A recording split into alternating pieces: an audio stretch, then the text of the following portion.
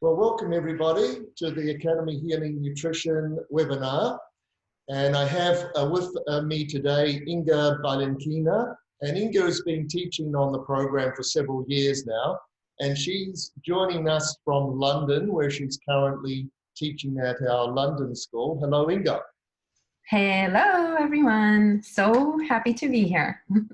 And my name is Roger Green, founder and director of Academy Healing Nutrition. And what Inga and I want to do over the next 45 hours is essentially give you an overview of our curriculum and go into some detail about it. We're going to call this the 101 lesson in what the Academy is generally about. And so we're going to give you an overview of what we consider the aspects of the longevity diet, how we integrate different philosophies and theories, and we'll give you some examples of some of the modules that we do and contrast it a little bit between our program and, Western nutritional theory and other disciplines. So, yes, so let's start, Inga. Any introduction words from Inga? Well, I am currently in London with our London group, and next weekend we're doing our last in-house class, and it's been a fantastic few months with this group, and I'm just so excited from this energy that we have in the class right now, and students really getting and absorbing this information and starting to really embody this knowledge. And I'm just so happy to see the growth through only a few months. And they're so excited to take this out into the world, and they're already starting to make positive shifts and changes in their own lifestyles and diets. And they're really enthusiastic to experiment with all the healing foods that we are introducing them to. And I'm just so grateful for this opportunity to witness this transformation in our students. And hopefully those of you that are here on the webinar with us today are going to be joining us for the online training, or possibly for any of our live in-house trainings, either in New York or London. And every year, every session that we do is just so much interaction and this life learning experience that is happening between the teachers and the students. And it's really a once-in-a-lifetime opportunity and a life-changing experience. So I hope that we will be able to actually transmit this energy to you on this webinar today. And any questions and any feedback, we are always very excited to hear it from you. Wonderful, Inga. So look, let's rip into it. I've got the first slide here, Blueprint for a Long and Happy Life. And we really mean this in the Academy. We do treat the longevity diet as the foundation for your physical, emotional, and spiritual health. And the theme here is health, vitality, and longevity, and how to achieve that.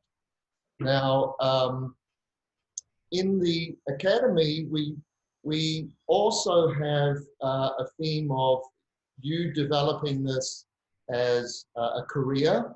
We call that health coaching or longevity diet specialist. There's a number of terms that we use for that.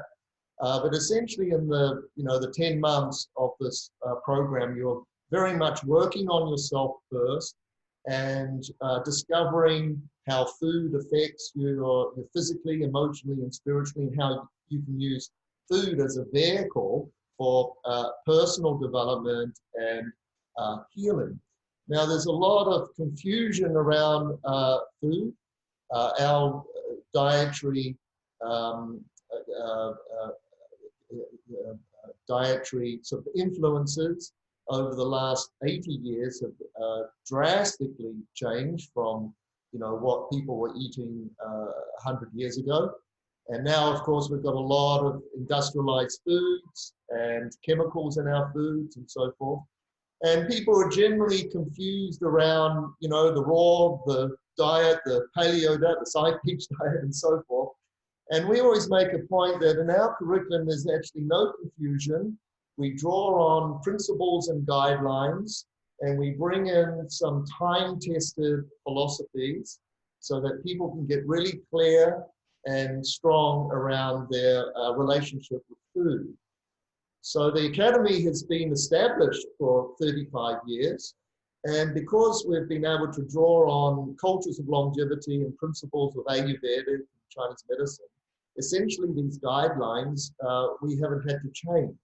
Unlike, you know, trendy new guys that seem to come and go, and all of them have, you know, something to offer, don't get us wrong, but there always seems to be like a little back and front, you know, and taking that sometimes these diets look great on the paper and the concepts are kind of there, but they're very, very hard to practice in day-to-day life. Well, we feel that we've really created the middle way with this through our longevity diet program. We offer no extremes and we offer no dogma. We just get everybody to start again. So it's been running for over 12 years now in New York. We also have a campus in London. We also have our curriculum taught in Prague. And this program did start many years ago in Sydney, Australia. I was a health coach, and I noticed essentially that people really needed practical classes. So I started a cooking school 35 years ago, and which I feel was very, very important to get our students around experienced, passionate chefs and to show them how to put all of this together so that they walk out with, they know how to make breakfast, they know how to shop for food, they know how to get their energy and their chi strong again.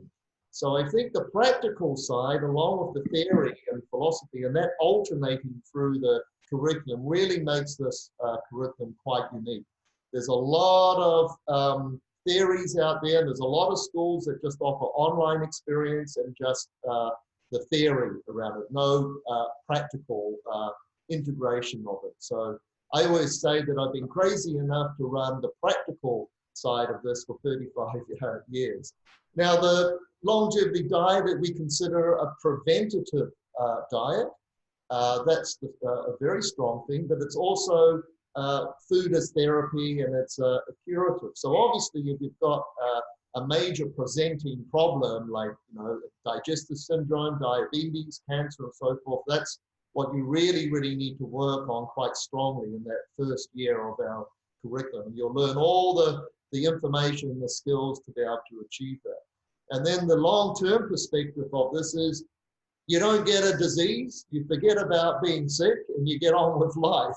Right? So, and we have a wonderful international faculty, Inga, and there's Nam Singh, and myself are pretty much the main teachers on the program. We have other teachers who complement this. And to a degree, we have some other teachers on our online experience. So Inga, would you like to say something about the, you know, the deep principles of where the school comes from? You said it beautifully. I just have one comment perhaps to reflect on my own journey with Academy and what attracted me to this course when I was a student on the other side.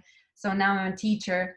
But my background is I was born in Russia, and it was a time when actually we were very close to nature, and in my family we were growing most of our own food, and we basically lived according to the flow of seasons and nature's cycles, and it was just part of life, and it was nothing unusual.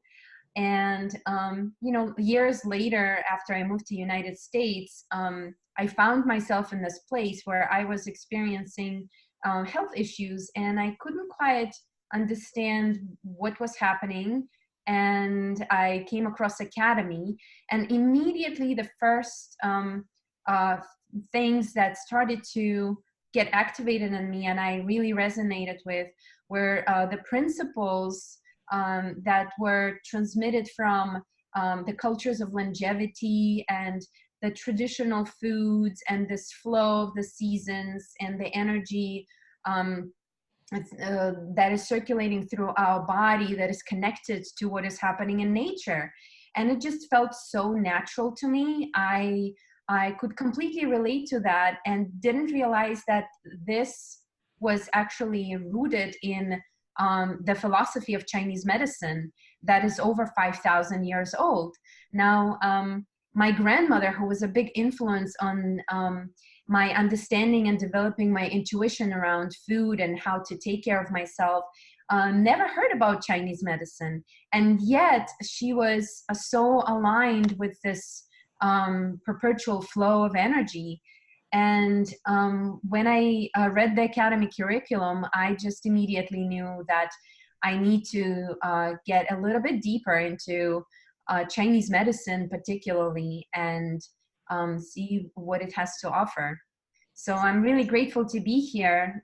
This was kind of the key for me to get into this path and becoming a teacher eventually, and developing a practice, and also becoming my own self-healing master. I often say that I have masters in self-healing, because I really have managed to heal myself from a number of really serious health conditions completely on my own and completely naturally, without any intervention from the modern medicine. So we're going to cover some of the aspects of, you know, the mastery of self-healing in this yeah. presentation. Yes. I like what you said about, you know, Chinese medicine. I've got a slide up here about the strong influences here on the longevity diet. We've got East Beautiful. meets West. So I think that's a very important theme of our age and living. People don't realize how dynamic this is. For the first time, just within 100 years, the rich philosophy of the Asian cultures, primarily Taoist thinking, the yin and yang principle and its cosmology and its energetic imprint of the body and acupuncture and so forth, it's able to meet the more Western influence of the West. So we live in a very, very dynamic time. Quite frankly, I cannot understand why people don't take more advantage of that. Even to this day, where people are proclaiming always about, you know, when they examine food, they're breaking it down into the smallest components and just studying the chemistry and what vitamin C looks like. And they forget about its chi, its energy, whether it's warming, whether it's cooling, and how does that relate to the big picture. And in fact, even on a philosophical level, where food has come from the elements of nature and the forces of heaven and earth, it's come on an incredible journey. So, you know, we do bring in this rich philosophy of Taoist thinking, and our students get very, very clear how to use yin and yang, not only in food energetics with eating with the seasons and, you know, eating with their constitution, whether they're warm or calling what we're eating for their condition. But we also draw on Ayurvedic, which is a similar 6,000-year-old tradition. And we combine that with these, the study of Weston Price, dentists in the 1930s who visited over a dozen cultures of longevity. These people lived well over 100, didn't have degenerative disease. And it's a matter of taking those principles and guidelines that cultures have had, you know, that they've been eating, you know, in their areas for thousands of years. It's a matter of taking those principles and putting them into our modern life. So, you know, our recipes don't come out looking like a Chinese restaurant. We've modernized this. We're modern people. We live in London, Sydney, New York. So we're able to sort of put it into our own culture. But underlying that is these deep principles from time-tested theories and philosophies and ingredients. So we introduce a lot of new ingredients let's see where, let's just go back in case I've missed a couple of slides. So this technically was our next slide. As Inga has just mentioned, she started to master this theme of 100% responsibility for your own health and your own destiny. So we feel that food is very much tied up with your behavior, your day-to-day thinking, and the bigger picture in terms of your relationships with one another, with your community, and the bigger picture, you know, your eternal self as well on a soul level. So we make this sort of mind, body, spirit connection in our curriculum. It's very grounded, but you know, we look at how the organ system from Chinese medicine also is your emotional life, and there's psychological attributes associated with that. We introduce a lot of new ingredients, things from, you know, how to use seafoods and superfoods, and you know, a lot of healing condiments, and of course, I always say that people are kind of catching up with us because when you study, I go to a lot of you know, kind of longevity conferences around America, and it's all very Western science. They're discovering some of these active ingredients from herbs, of course, that we've been using for 6,000 years in Chinese medicine, and I kind of go, oh, well, you know, you're kind of catching up with us on that. But of course, 5 years ago, we were proclaiming how good bone broths were for the collagen and for the joints and for taking out inflammation from the immune, from the digestive system, and now that's of course becoming very popular. And also another to get this across to folks, that we were saying that it's very, very important to have really healthy fats in your diet. We were never into the low-fat diet, which has been an absolute disaster in our culture for the last 50 years, people switching over from their traditional fats and oils into things like margarine and all these vegetable oils that are industrially made and cause absolute havoc. So we do draw on a lot of food wisdom that our ancestors used, that they were successful with, and the human frame is very suited to that, as well as we modernize it. Another aspect, of course, is home remedies. We explore a lot of these myths, you know, food myths. People get these phobias around food. Well, we're able to dispel all of the myths and the phobias in our curriculum.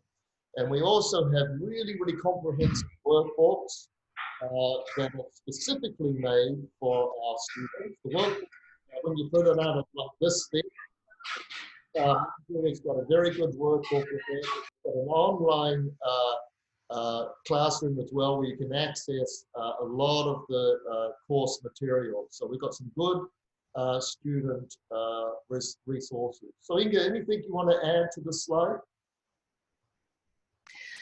Well, what came to me as I was listening to this part of your presentation is actually how in the last century or so, the concept of a diet has really taken on this restrictive connotation. And all the basically recent diets that we see emerging have eliminated certain food groups. And within the longevity diet tradition, we don't really discriminate between foods. All the food groups have something special to give us. And any food, in whatever category we place it, can be medicinal. Even sometimes it can sound strange, but even sugar sometimes can be medicinal. And we also look at this concept slightly differently. So we often put foods that have stimulating nature into the evil category, or something that is very comforting or building. And here in our curriculum, we try to see how foods have these energetic elements that help to build our essence, that help to build our foundations of emotional well-being and psychological well-being. And they all have a particular flavor and a certain thermal nature. So there is this language that we try to recover from the depths of ourselves, which we all have as part of our blueprint, this understanding and relation to food based on sensory perception. How do we see this food? How do we smell it? How does it sound? So we try to help our students to activate this ancient language that is in our DNA, that helps us to relate to food on a much more harmonious basis, instead of becoming restrictive with the diet. And the goal of this training is really to help people not only heal from whatever ails them, and then eventually to take on the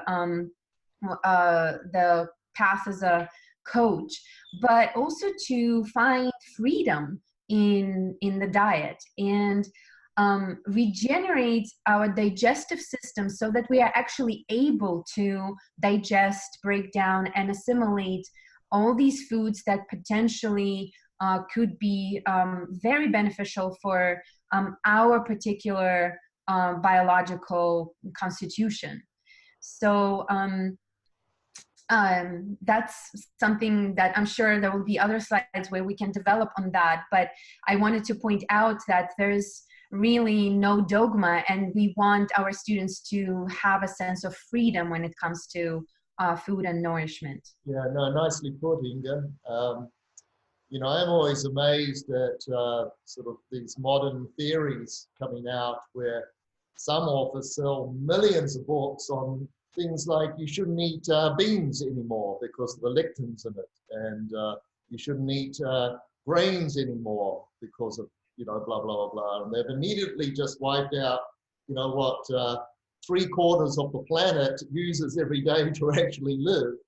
And they forget that there's actually traditional methods of preparation that make these foods digestible. And because we don't have food wisdom in our culture anymore, passed down from grandmother to mother, that everybody's been so strongly influenced by the convenience foods and the supermarket foods, and, you know, there's just no wisdom there anymore, that they've forgotten that these traditional preparations are very, very important to make foods digestible, and then you get the benefit from these food groups and not the negative side. You know, yes, there is a negative side from certain things if they're not prepared very well, properly, you know. So it's an important topic for us that we, you know, we certainly go deeply into in our classes, so that people can get a sense of being how to eat from all of the food groups. Ultimately, they choose which way they go, right? And ultimately, there's a sense of freedom that comes out of it, that you're not being told by other people what you should be eating and what you shouldn't be eating, and this, that, and the other, and a new book that comes out that says you should do this and you shouldn't do that. You know, we just get rid of all of that, you know, so that you get really deeply empowered with your own intuition, with your own clarity, with what food is medicine for you, you know, and your family. So here's a slide that I think folks are getting familiar now with the curriculum that we do. Roughly about 50% of the program is practical classes. So the experience sort of alternates between theory and philosophy classes. And then, for instance, the next month, that would generally be followed by a practical demo class, where Inga is the principal cooking instructor with that. And we'll talk more about some of her modules later. We cover, for instance, health assessment, which I think is a very, very important component in a successful curriculum around food as medicine. You need to know how to energetically start to think of, well, what does, you know, heaviness mean? What does dryness mean? You know, what does it mean if you're feeling too hot or you're feeling too stuffy, or you're not digesting things very well, there needs to be a sense of how do you make these sort of energetic connections. Fortunately, we've got Chinese medicine to draw on where you can learn that in one weekend. You can learn how the organ system, you can trace certain ailments and specific signs and symptoms back to the, the energetic functioning of the organ. So in Chinese medicine, the health of the organs is kind of like everything. So the foods and the recipes and the condiments and the herbs that we teach you, it will strengthen your kidney qi, your heart qi, your spleen qi, which have these other associations in life generally. So we draw on that a lot. We, of course, integrate lifestyle strategies, very, very important, because basically this is about melting down some negative day-to-day habits, not drastically. Healing doesn't happen overnight, especially around food. What people don't realize that this is the deepest patterning that you've got in your life. You learned this all the way up to 7 or 8 years old. As you know from modern psychiatry, all of your influences are strongly embedded from that first 7 years of your life, of what your parents were eating, their that family life, their influences around food and patterning and all of that. So there's sometimes a bit to unwind. That's why we've paced our curriculum over 10 months, generally for 1 year, because, bit by bit, you're making these gradual changes that sort of just go into the flow of life. We're not talking about you making these drastic dietary, you can't have this, you can't do that. We're basically introducing some new ideas slowly and on a lovely, nourishing rhythm here, and that starts to melt down some of the negative patterns. So after 1 year, you've got, health in a nutshell is having some daily healthy patterns rather than too much of the negative patterns. You're always going to have a little bit of the positive and negative, that's normal living. But basically this overall of the day-to-day positive rituals, like how you shop, how you spend your hard-earned money, how you get good sleep, how you get good exercise, and all of that. It's part of what we call the lifestyle strategies, as well as getting clever around how to not spend endless hours in the kitchen, right? We're not into that. We'll show you how to make quick and convenient and get the strategies together so that you've got, some good food patterns there for the upcoming week, so you can get, really clear with how to plan this. We're all busy people with sometimes holding down jobs as well as raising children and all sorts of dynamics here. So we get really, really clever with that. And yes, there's a degree of herbalism in this curriculum, which is very, very important, because if you do want to live a long and healthy life, food becomes your foundation. But then the next level that we take you to is what we call the tonic herbalism, that we'll talk a little bit more as we go through this webinar. And as we've mentioned, there is a theme of nutritional coaching and business development that we weave into the program, but the last module we have is particularly about that subject, how you can, if you wish, use this as a career opportunity.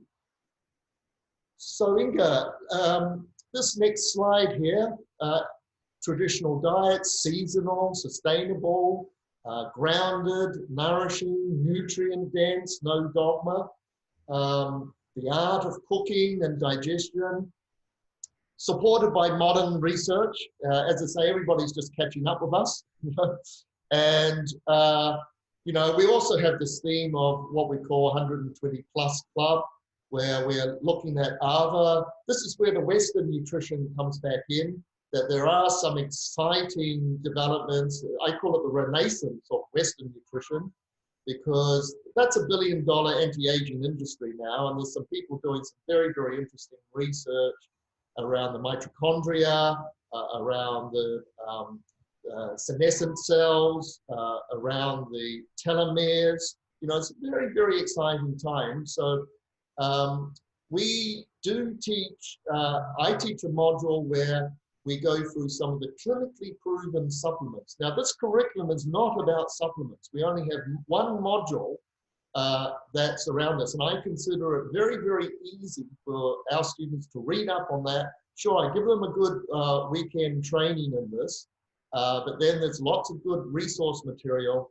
Unlike a lot of other courses where 5, 6 years you have to study all the biochemistry, I think you can nail that in a nutshell with your own study. And then I'm able to bring to the forefront the ones that are clinically proven. I've been studying this for decades now, and that you can integrate into your dietary recommendations for folks who've got blood sugar problems and immune deficiencies and so forth. So first of all, it's food, then tonic herbs, and then, you know, tap it off a little bit at the top is these very, very interesting Western supplements coming out. Would you like to comment on all of that, Inga? Well, one thing that I want to emphasize here is that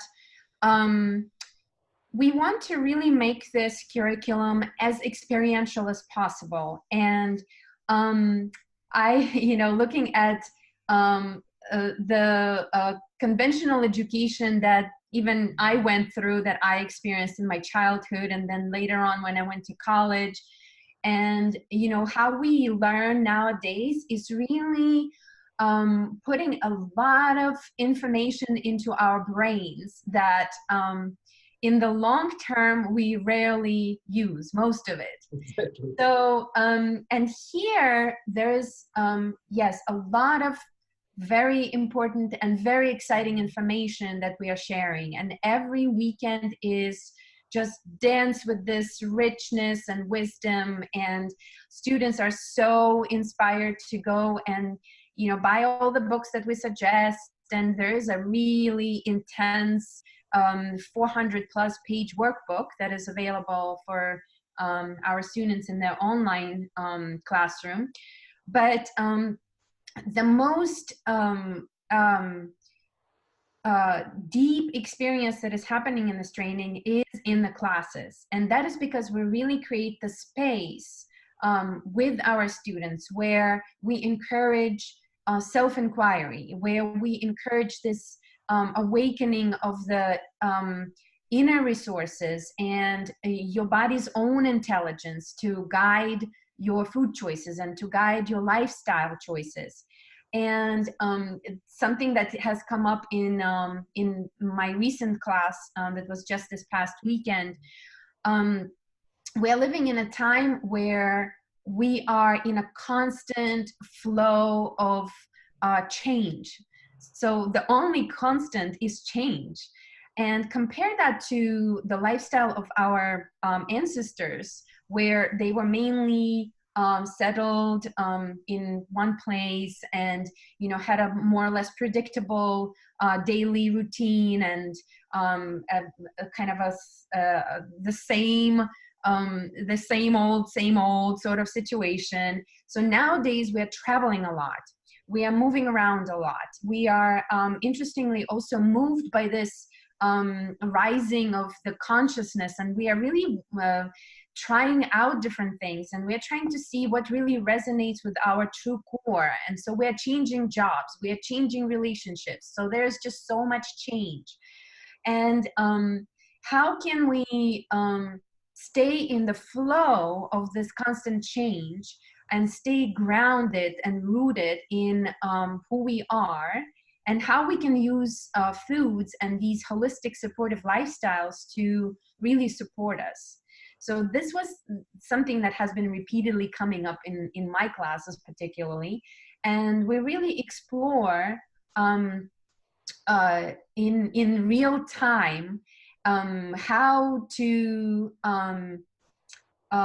develop this sensitivity to what is right for me at this time. Instead of having regimens, having set meal plans, and really being stuck in doing the same for our bodies, but learning how to listen how the body flows from one day to another, from 1 month to another, from one place to another, and what are its unique needs based on how much stress we're experiencing, and what kind of nutrition do we need to support our lifestyle.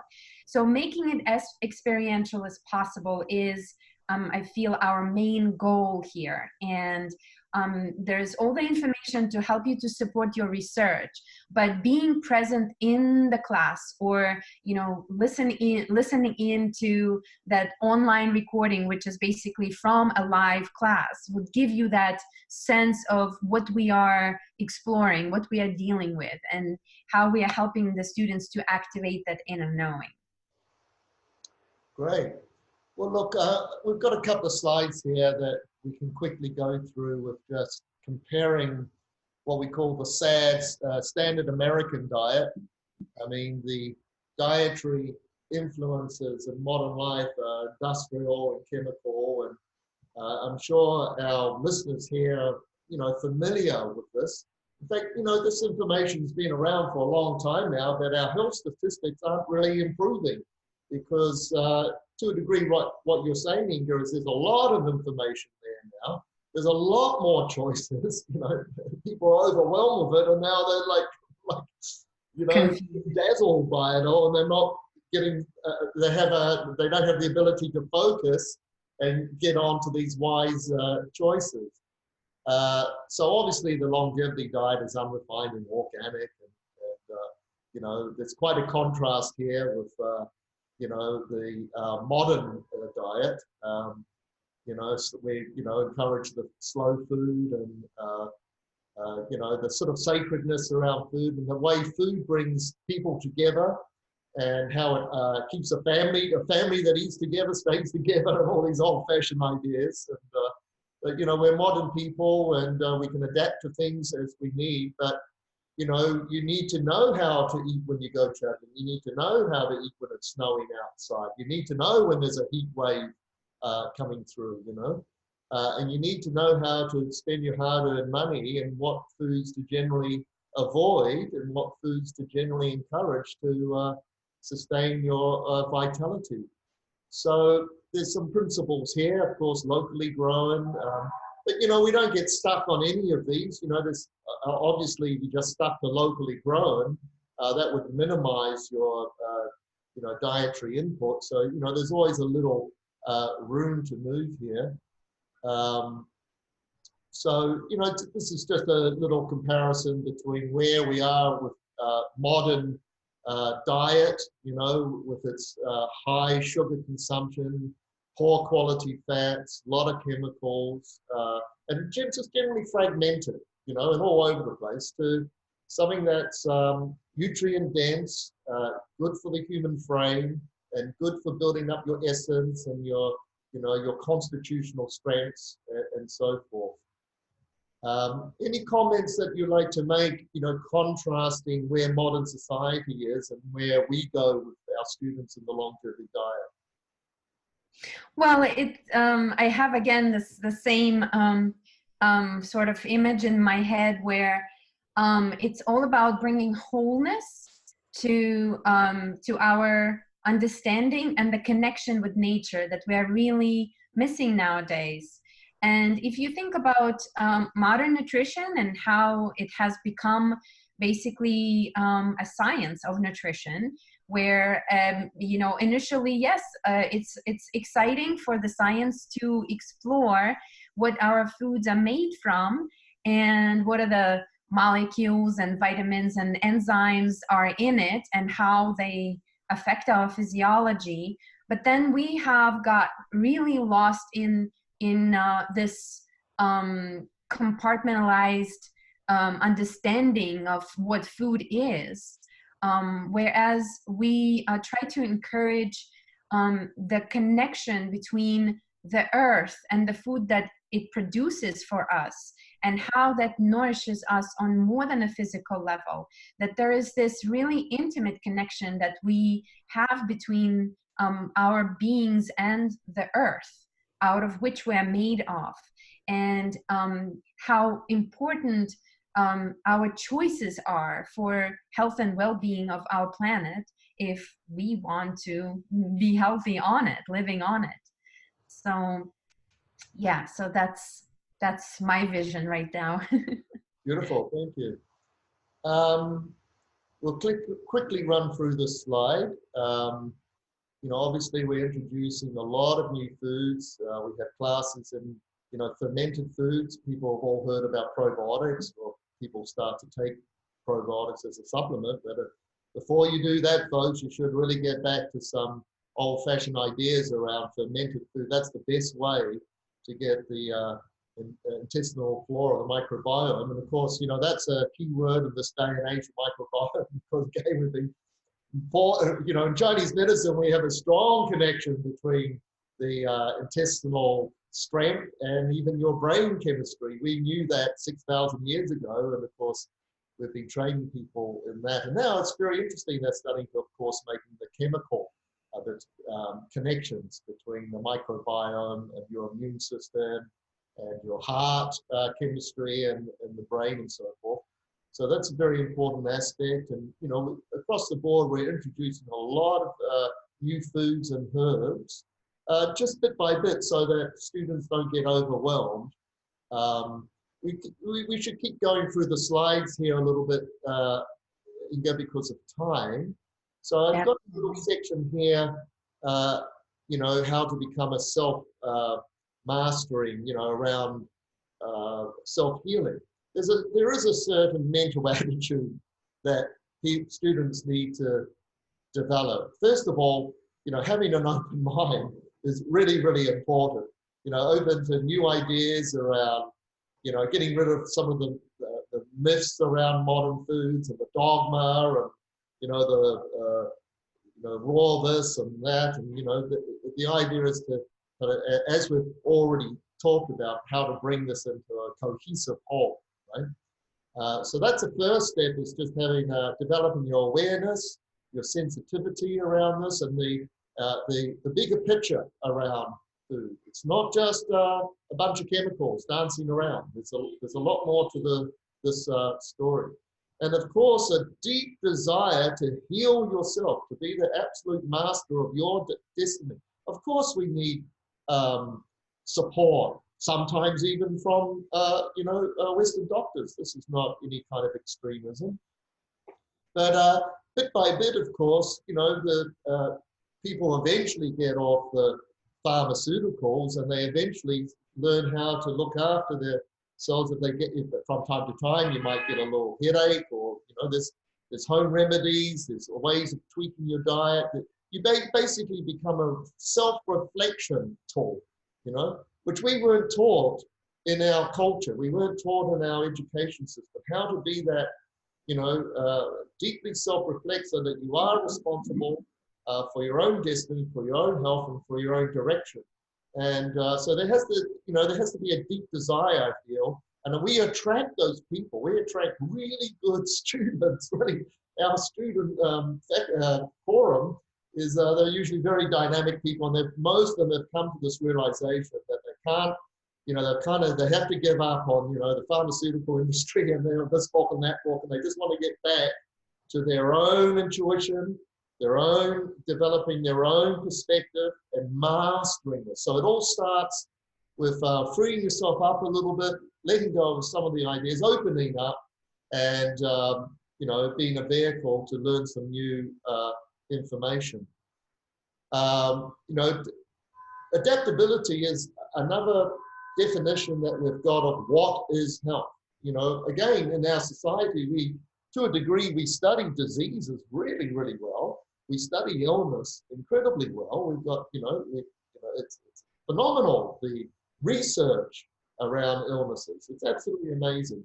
However, we actually don't define what health is very well.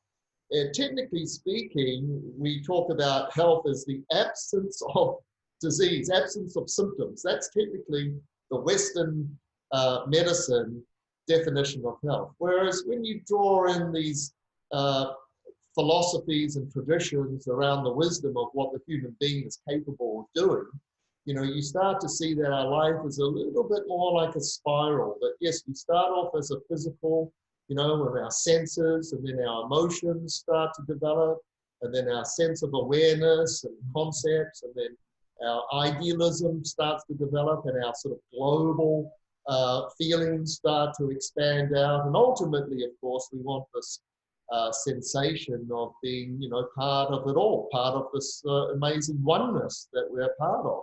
So health is this ability to grow and expand and also to adapt to all of the changing circumstances. There's always going to be a little bit of environmental stress. To a degree, you kind of need that to get yourself going. But we have really good methodologies to, how to naturally de-stress. And certain foods can be highly stressful and bring about this whole modern stress. It's interesting to note that Chinese medicine never had the concept of stress. Did you know that? It does have the concept of stuck qi, which creates stressful emotions, stressful tension, and so forth in the body. So anyway, this idea of being able to adapt to all these circumstances around you is a very, very important thing to master. Food is the interchange of the outer world and your inner world. That's where you can actually control things. You can't control the weather, the seasons, the environment. You can control how you buy your food, how you prepare it, because ultimately that becomes not just the chemistry of your blood, but the life force of your blood. And then, of course, that's where the healing happens, because when you start to change your diet, your blood chemistry starts to change. You can simplify that, and you can, to a degree, you could say the modern diet is a very acid-forming diet. And acid, as we know, in any chemistry class, is just going to melt everything, dissolve bones and break, things down. Whereas alkaline is always going to build things in, create more order, more coherence. So generally, the longevity diet has a theme of, yes, it's more alkalizing in the long run. So your chemistry, blood chemistry gets strong. Of course, that new blood starts to nourish your cells, your tissues, your organs, and ultimately your nervous system. So what people notice is when they start to play with the harmonics of food, the energetics of food, they start to feel better, simple physical sensations start to relieve, like they go to the toilet easier, they have deeper sleep. And then they start to notice that their circulatory system starts to improve, and your thinking, your awareness, your relationship to the whole. So that all has come about with, experimenting with recipes, cooking styles, new ingredients, and changing your blood chemistry. We do teach, as I mentioned, this mind-body connection. We have a class called the Barefoot Doctor. It's one of the modules. We do a bit of, there's not too much body work in the curriculum. The emphasis is on food as medicine. The time that we've got, we really focus on that.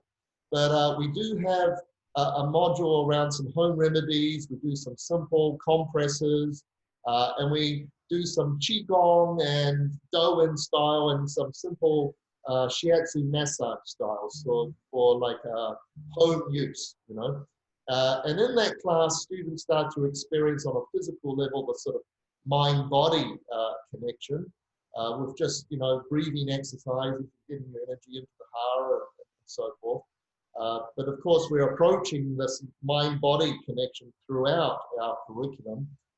And of course, we touch on some, as I've mentioned, lifestyle, even things like, just letting go of some of these negative things that are around you, like all the mess and the clutter and, cleaning up your act, so to speak. We encourage students to start to get, more a free flow of chi around them and not hanging on to these things from the past.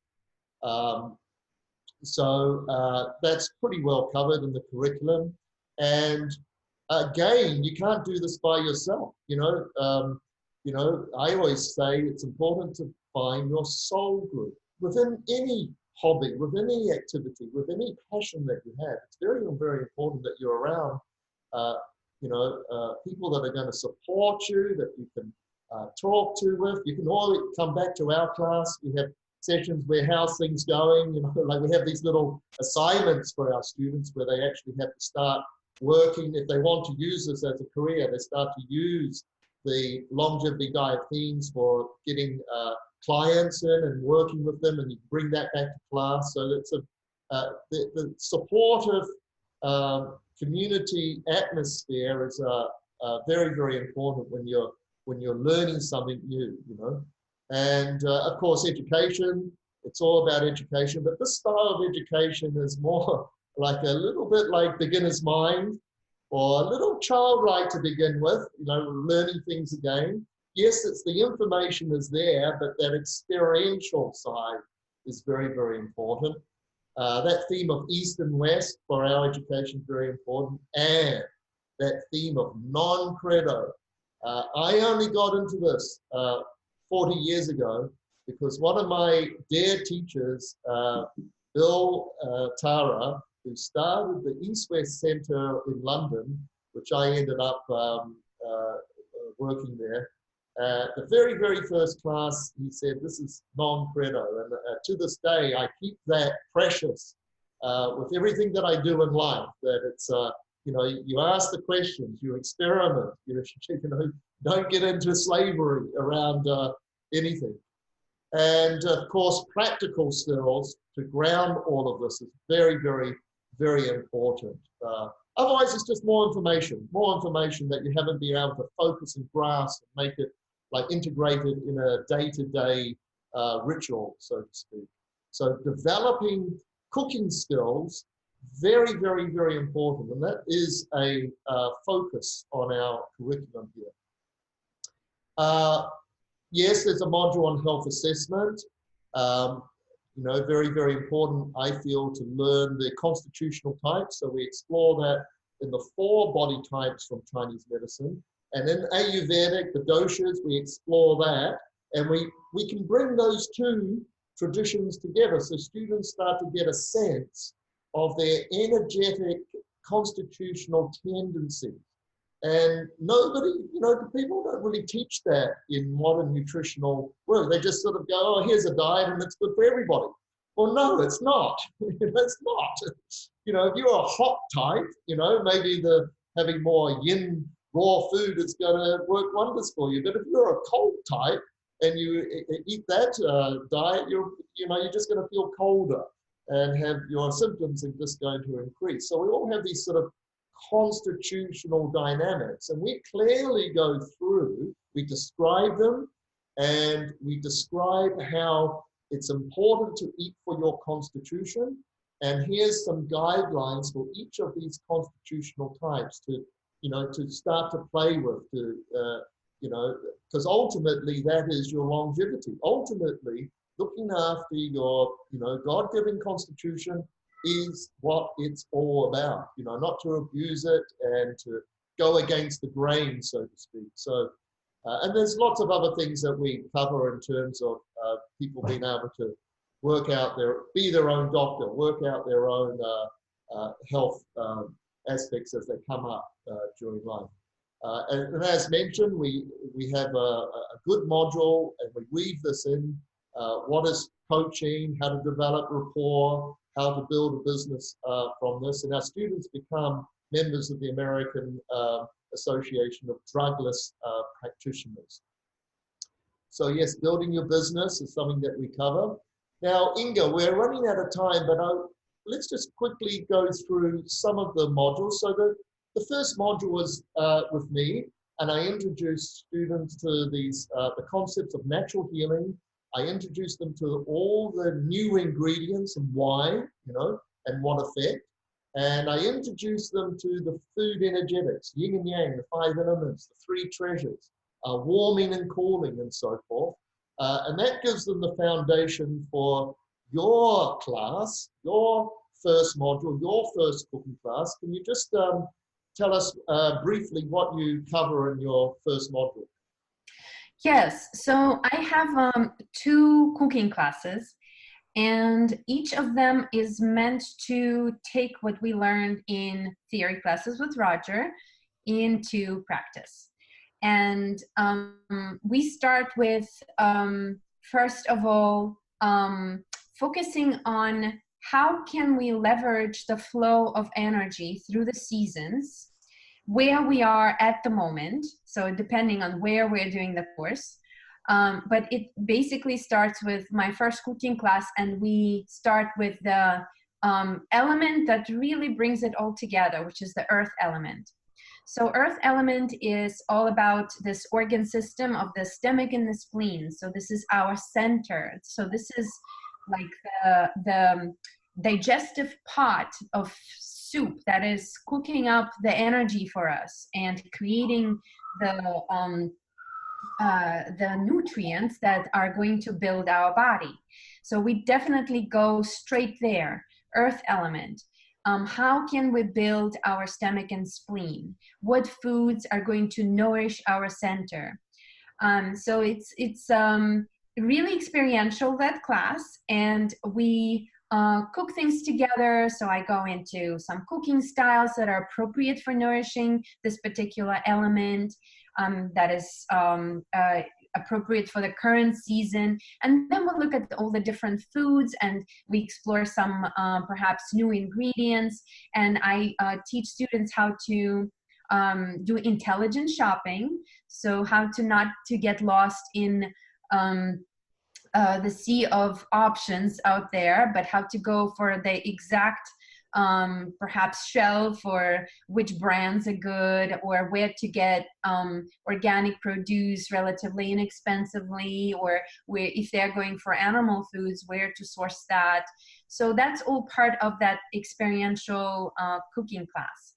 And in the second cooking class, we have actually a whole segment, a 3-4 hour segment on fermented foods. So we discuss in depth the science of microbiome, and I really draw on some beautiful analogies to help students understand and have a more intimate understanding of what's happening inside of their own ecosystem.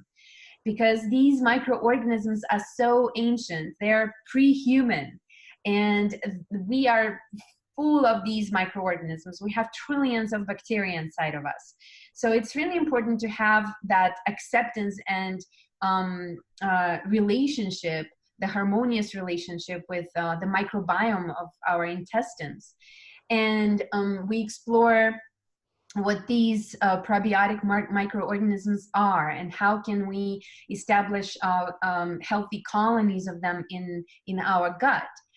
So we go also into some of the common health conditions that are related to the imbalance of the microflora, and how our microbiome is affecting all the aspects of our being, not just physical, but also mental, emotional, and psychological.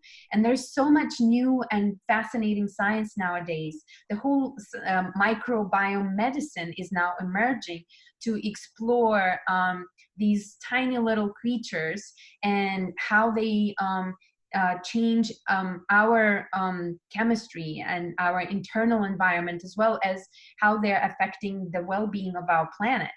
So it's all kind of starting to come together in the cooking classes. We're really integrating the theory into usable information that students take from there, and they're really inspired to go shopping right away. They share how they, how they buy half of the store. That's right. And they're inspired to also just start to repeat some of the recipes that you show them in class. You know, part of this whole thing is people are so confused around food that we just simplify the process and we focus the process. And then the joy that these students get from just starting to repeat some of the recipes that you show them, and they start to post it on our Facebook, and they go, wow, I've done, Inga's breakfast, look at it, it's amazing, And so, yeah, it's very interesting for me, of course, that I always say, we're going to show you how to cook breakfast in this curriculum, because you can study nutrition and be a PhD in nutrition and still not know what to cook for breakfast. They're still confused. So that will never happen in this curriculum. Now we have a wonderful member of our faculty, Nam Singh. He has a very, very special background. He grew up in a Taiwanese monastery. He's African-American. He lives in San Francisco. And his passion is around cooking with the culinary herbs from Chinese medicine. And as I've mentioned, the herb herbs take you to an advanced level. And it's very, very simple. We show you how to make some teas, how to bring these stocks and herbs into things like congee, which is like a rice porridge, which is incredibly nourishing. It's probably the most nourishing thing that you'll ever taste in your life. It's very tasty. All of our foods and dishes and recipes have to be tasty. And we get into this idea of how to just get these herbs, very economical. Now you've started to probably hear about medicinal mushrooms, and that's becoming like a little bit more better known and mainstream. But in Chinese medicine, we've been using medicinal mushrooms for 6,000 years. I've been teaching it for decades. Inga brings it into her superfoods class, and Nancing brings in these blood-forming herbs, which are very, very important for your overall sense of nourishment and life force and so forth. A lot of people get blood deficient. It's an important Chinese medical concept, this theme of blood deficiency, and it causes havoc. And there's 1,001 symptoms that go this way just from blood deficiency. So we'll show you how to be using like Donghua, the woman's herb, and how to integrate ginseng. And we take you on a wonderful tour of Chinatown the day before. So Nam's class is a very, very dynamic, very exciting class and very unique. There's only 2 or 3 people that I know in the world who are able to actually teach this understanding of how to use the culinary herbs in cooking. This is my Barefoot Doctor class. I talked a little bit about that. And now, Inga, tell us a little bit about your tonic elixirs. Sure. So this is an exciting module that I have created for Academy. So this is kind of exclusive to this training. And it came out of my, first of all, excitement about tonic herbs that I picked up from Nam Singh, actually, when I was in Academy. And I continued to study tonic herbalism and the Taoist tradition of using tonic herbs and making elixirs with some of the most precious and special herbs from China, but now we also know some of these herbs from different parts of the world for not just supporting and preventing disease in the body, but ensuring that we have enough energy and vitality into our ripe old age. So basically working for the future of our well-being instead of preventing or trying to heal what ails us. So this is really an exciting mindset that we are adopting here with tonic herbs. And of course, we are learning about the tonic herbs through this framework of energetics. And we are learning which ones of them are appropriate for different constitutional types and which ones are good to take in the summer versus in the winter. And of course, it's the exciting time we are living in right now, which is the Renaissance, where all of the ancient traditions and secret knowledge is starting to arise, and it makes its way into the mainstream. So superfoods is a buzzword that has been sort of influencing the development of our nutritional science for quite some time now. And we are looking at the superfoods again through this energetic perspective. And we are learning how to integrate them along with tonic herbs and medicinal mushrooms to create this really intelligent elixirs that are crafted specifically for what it is that we want to build up in our body. So we are looking to supplement certain deficiencies in order to really fill and refuel our batteries, our internal banks of energy that are part of our genetics. It's part of our blueprint. And we are learning how to really manage that source of energy and prevent the leaking of this precious life force, how to secure it in the body, and how to learn to properly channel our energy into things that really are meaningful and that make our life fulfilling. So these herbs are really powerful. And when you, Roger, were talking about adaptability, these herbs are unsurpassed in their ability to enhance adaptability and prepare us for transformation on a level that we simply cannot achieve with ordinary nutrition. So these are the super compounds that are now science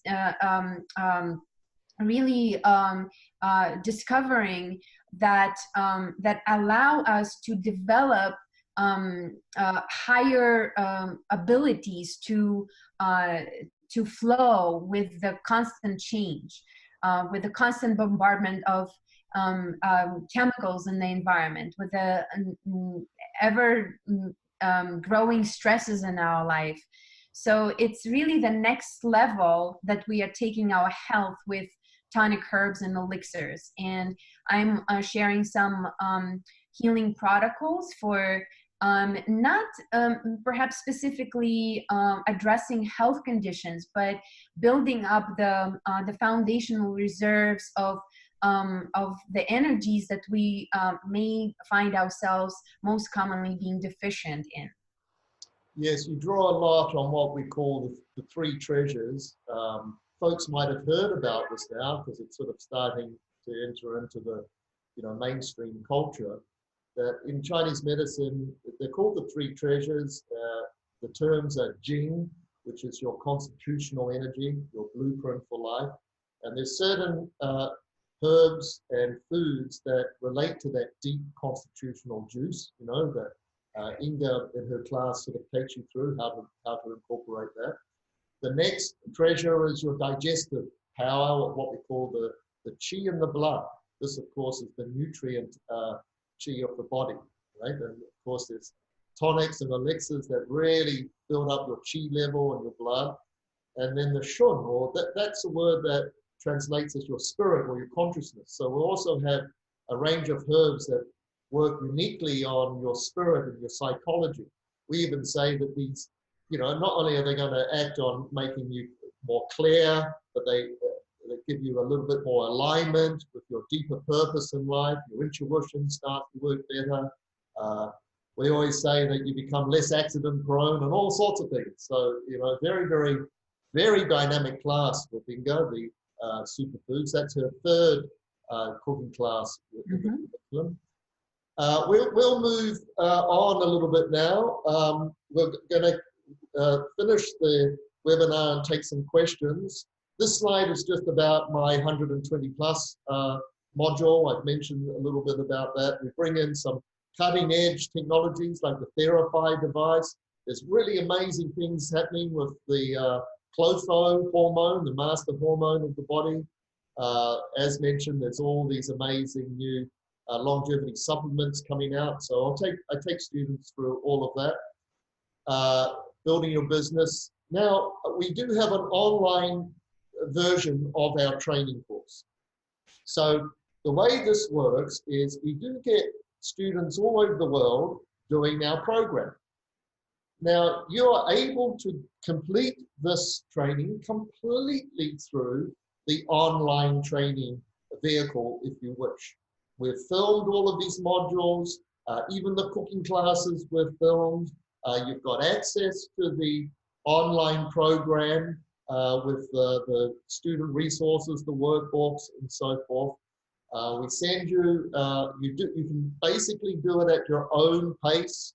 So if you need to if you want to do it, one module a month like we do here, but you can do it faster or slower, so you can create your own pace. But uniquely to the online training is without any cost. Now the cost is the same. You can do it in-house or online or a combination of both, and the cost is always the same. So uniquely for our online students, they can come to any of the in-house modules that we offer primarily in London and in New York. Now, London has a different scheduling to New York. New York starts in October every year, and London starts in March every year. But all of our practical cooking classes are offered in both London and in New York.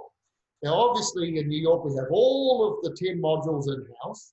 Then the online students, we always encourage them, we go, look, yes, you can watch the theory and philosophy classes online, you know, but we encourage you to come, if you can, come to our practical cooking classes, or at least get to some of them, because that's where you get to taste things and eat things and experience on all of these other levels, you know, which is very, very important for you to be making changes, is to actually eat this food, because you get very, very inspired just from eating the food. You know, it really takes you to the, you know, the next step with this, which is why we've always had practical cooking classes in this curriculum. The catalyst of actually eating these recipes, and we have dozens of recipes that we cover over the curriculum. So that's an option, that you can come to any of the in-house. If you don't make them this year, you can make them the following year. You know, there's flexibility here. So we do have this as an online training, or a combination of both, right? The graduation does require these 10 modules, either in-house, online, or a combination of both. We have a case project that you do, that you submit.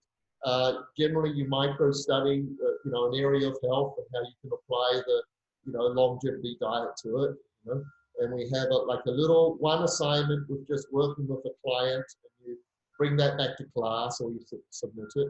And essentially, you need to read our workbooks. There's some wonderful material unique to this training, not published anywhere else, unique to this training with our workbooks. And of course, if you complete all of that, you graduate. And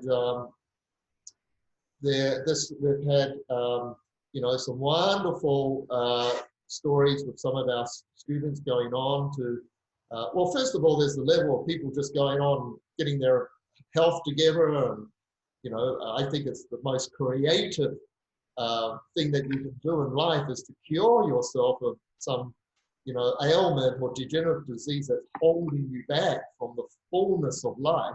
I think that's the most creative act that a human being can do. So, of course, we have our students doing that. Remember, they're not confused about food anymore. They know how to eat.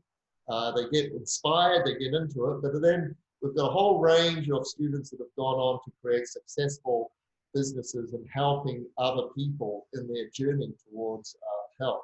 And of course, that is part of our social activism that we've always had in this curriculum. You know, at the end of the day, we're environmentalists, and we also want to see a more, you know, compassionate healthcare system in the planet, where we start to look at food as medicine as the principal foundation, and then, of course, go through all the various other levels. But that's where we should be starting, you know, on all levels, you know, in school, in prisons, communities, third world cultures, getting them back to their traditional foods is very, very important. Getting them off the you know, corrupting Western sugar and chemicals and, you know, pesticides and so forth, you know. So we've had students go on to do all sorts of things: journalism, film, and of course coaching and teaching. And we've had a lot of chefs do our training. You know, here they are, qualified chefs, but they're interested in, you know, some of the cutting edge themes that we've got on this curriculum. They get new ideas. They get better at understanding the qualities of foods, how important that is, and building in, you know, some of more of these very, very healing foods that are kind of left out often. For instance, people still leave out seaweeds. You know, you know, that should be fundamental in any healing food culinary art, and people still leave that out. Well, for us, it's, you know, it's fundamental. You get all of your trace minerals. Your immune system needs over 100 minerals to function properly. You start to get a lot of that from just seaweeds, you know. But there's an art to integrating it. There's an art to making them tasty, how much to use them and how to use them. So we do get chefs, qualified chefs, doing our program. Our student base is, you know, it's open to everybody to do that. There's no prerequisites. Now, we have an orientation sort of theme for, now you might be watching this webinar in the future, that's fine.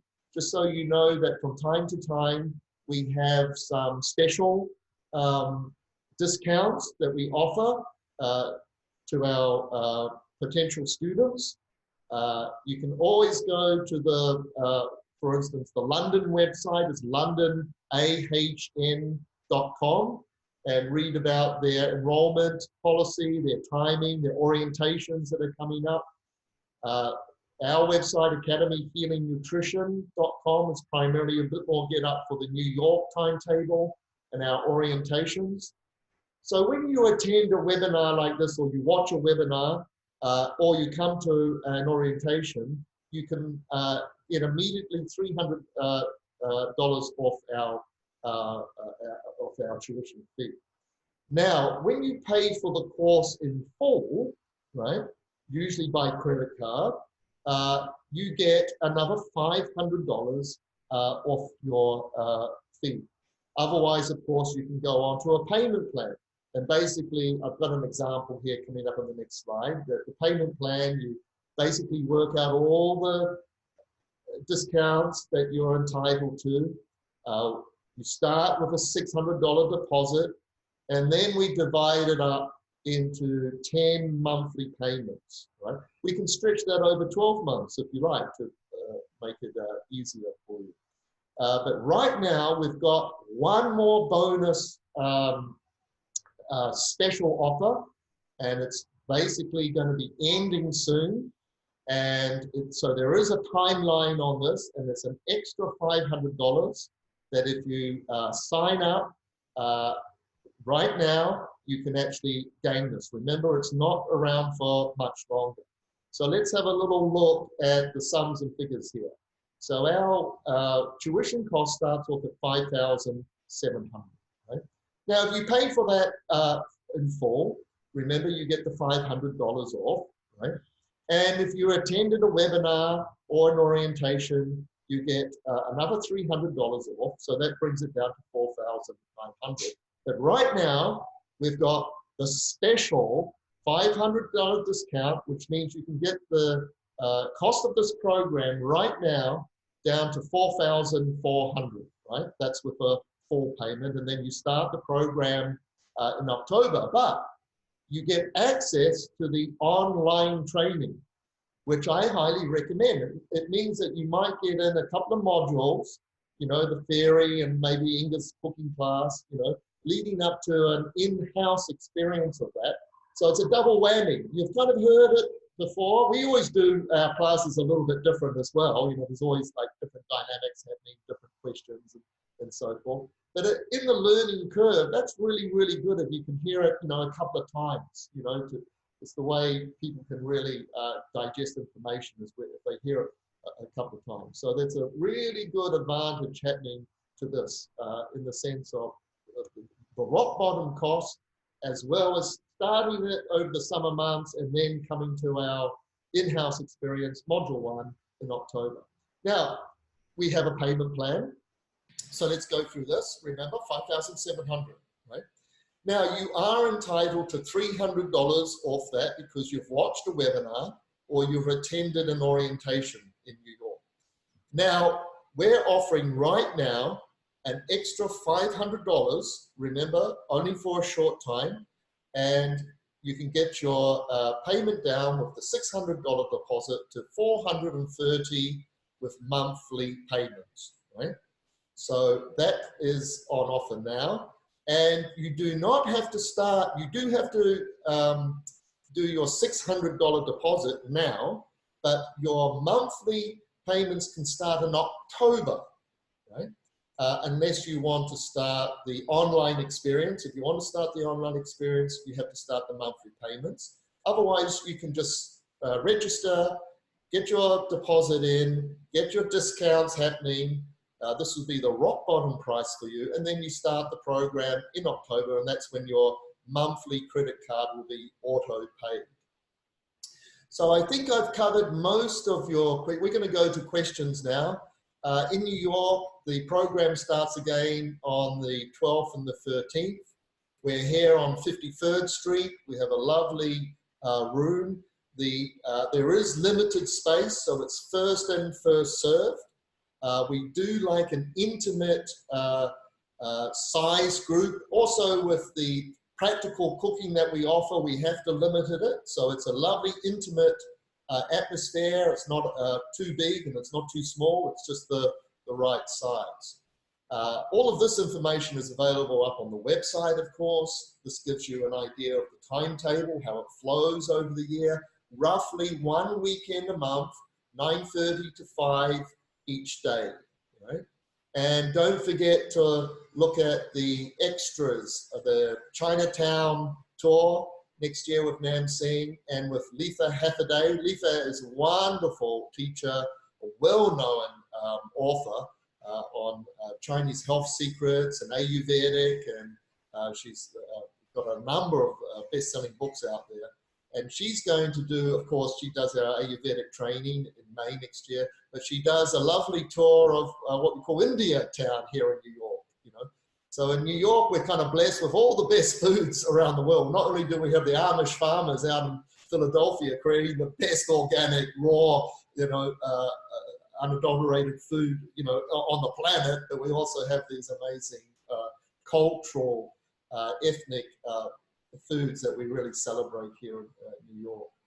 So that's the schedule. Thanks for attending. You can always email us, give us a call. Now, let's see, Inga, let's see if I can get back here to our questions. Mm-hmm. Stop sharing, and here we go. And thanks, guys, for hanging in there. Our attendance. And Inga, do you have access to the chat window there? Yes, I do. Now, folks, here's your chance to ask any questions. You know, as I said, we're recording this, so we'll send the you know, recording out to everybody. Is there any specific questions there, Inga? So far, I don't see any questions. I think it's because you and I just nailed it. We just covered it all. Any final words from you, Inga, and then we'll sign off. Okay. Well, you're up for an experience of a lifetime, like I said, and the whole faculty is really dedicated to making it memorable and making it as warm and approachable as possible. And we are really following our students every step of the way, wherever they are. And I personally do coaching for students that want to take this into a practice and who want to develop their career in coaching. And so we have coaching sessions to help with the project. So we haven't really talked much about what is required for graduation. So there are a few things that students need to submit for our review in order to get the certificates. One is their project on the client work. So because we cannot really see what you're doing at your own time, we want every student who wants to get the certificate to practice with a guinea pig, so to say, client, and write a report on how it went and what potential problems were encountered and what were the suggestions on the side of the practitioner. So then we'll review that and give really detailed feedback. And another project that is required for graduation is a project paper. So now some students complete the paper in the format that we suggest, which is which has a particular structure. So covering a particular health condition from both Eastern and Western point of view, and then bringing in some resources to support the direction of the protocol that the student works out for this health condition. Providing some recipes and some helpful, perhaps books for this health condition that they could recommend to their clients. But also some students take it in a creative way, and I help in my coaching sessions to create a project that eventually students could use in their practice. So some of our students are working on their websites while they're doing this training. Others are creating like a master class or a signature workshop that they will be offering after they finish the coaching training. Some students are working on an ebook, and actually after graduation, when we review these projects, they put them up on Amazon or on iTunes, and they actually start making money on their ebooks. So all of that is reviewed by the faculty of the school, and like I said, we give detailed feedback so that students could refine and verify all the information in their projects before they actually start sharing it with the public. So it's an exciting project that everyone actually loves doing. So unlike in conventional schools and in education environments where you have to study really hard for a test and learn massive amounts of information, we want to help you to put all of your knowledge and experience into a project that is going to be beneficial for your budding career. So that's something that I wanted to mention, that there is an aspect of work that you will need to put into that is a requirement for graduation. Wonderful. Well, thank you, Inga, and thank you, folks, for joining in today. And it looks like we've answered all of your questions. And we're here to answer any questions in the next week about enrollment. Check out the website and take advantage of our current discounts.